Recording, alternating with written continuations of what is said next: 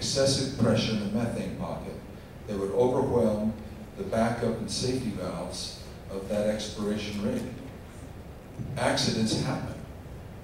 The question we ought to ask is, why are they not allowed to mine on shore, to drill on shore, where you can have much, much more safe, much more regulatable, much better oversight of these working operations. But we've forced everybody out of sight, clear offshore, and yes, there are incredibly valuable deposits out there.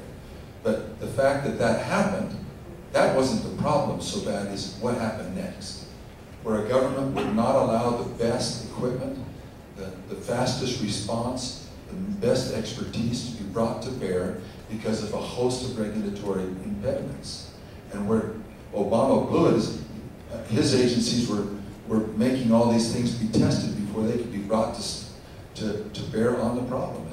And so in those situations, when regulation gets in the middle or in between the repair of a problem or its fixing, is when I think we have a serious breakdown. And another thing is, does anybody think they weren't regulated? That there's no regulation on oil drilling?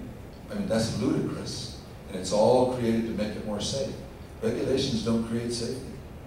People and meteorology and geology all have a great effect. I would like to, Mr. Zaleski said I don't play on the sandbox, so I'd like to be the first one to agree with Rusty.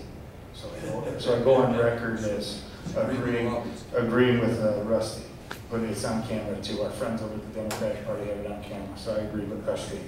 Rusty also brings up a good point about why are we drilling out there anyway? There's enough oil in Alaska to serve our country for, I believe it's the next 30 years just in Alaska alone. So, and Alaska would love to have us up there. So I think the bigger question is getting to the regulation that this thing is so big and out of control that Washington, D.C., 2,000 miles away, cannot respond to everything. And that's why we need to reduce the size and scope of the federal government, get a lot of this regulation in the hands of the states. Governor Jim Dole down there in Louisiana was going out of his mind. He had things ready to go and he couldn't get a release. So again, it comes back down to we need a shift, a paradigm shift, go back to the first question, progressive movement versus going to the right. We need a progressive shift back to the states, put states in more control of what's happening in their waters and in their land. John? It was a very unfortunate accident, and it's seriously impacted that area. I definitely agree to that, and I snorkel, and to me it's a very sad incident. But nevertheless, I still think that if you have good free economics, you have a deposit, just like a copper mine or any mine or any other big company. You protect your environment, and if you have an incident like that, you got to clean it up. And so you have a deposit, you have something to prevent it if possible, and if it happens, you make it be cleaned up. It's a sad, unfortunate thing. People died in the incident.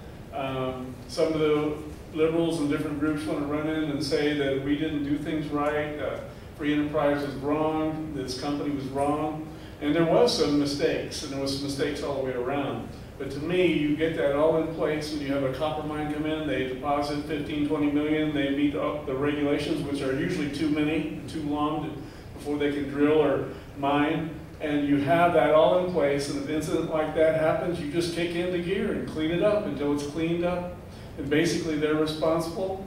But again, a reporter asked me, would I stop drilling? No, I wouldn't have stopped drilling. There's a lot of jobs hindering on that area over there, and they shouldn't have stopped drilling because of that one incident, even though it was tragic and terrible. But I still think we need free enterprise, we need companies and things to go in, take responsibility for their actions, do a good job, be ready for that type of thing in case it happens, and have, we got the best technology. We had a man land on the moon. We need to be able to get over there and clean up things quickly and try to prevent it, but keep free enterprise and keep those companies working. We need the jobs, we need the money, and we need the protection, and we also need the cleanup if it happens.